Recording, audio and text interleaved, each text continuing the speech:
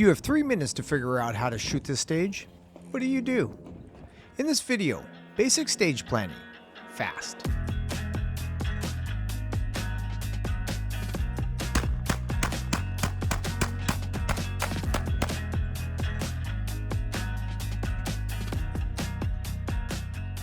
What's going on? My name is Paul G, Chief Safety Officer for the IDPA.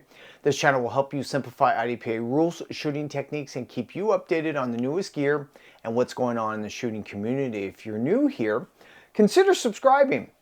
A quick and effective stage plan will provide a map, target, reloading points, and a flow.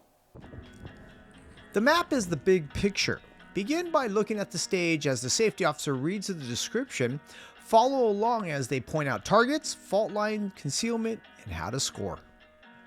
Begin the walkthrough at the start position. Take a visual picture and identify any exposed targets. This will be your priority.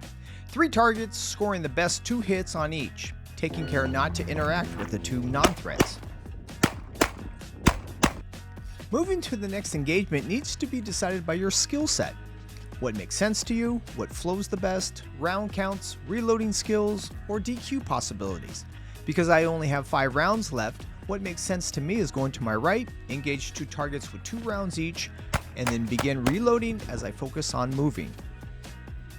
My father always echoed, finish strong, so I make sure I have a full mag, enter the shooting position with the gun up, and maintain a consistent cadence to the end. Benjamin Franklin used the phrase, failing to plan is planning to fail. What do you think? Leave a comment below. A special thanks to our channel supporters for sponsoring this video. Without your help, this video would not be possible. Please consider being a part of our shooting community, building relationships around safe gun practice and IDPA competition. My name is Paul G. Be safe, and I'll see you on the range.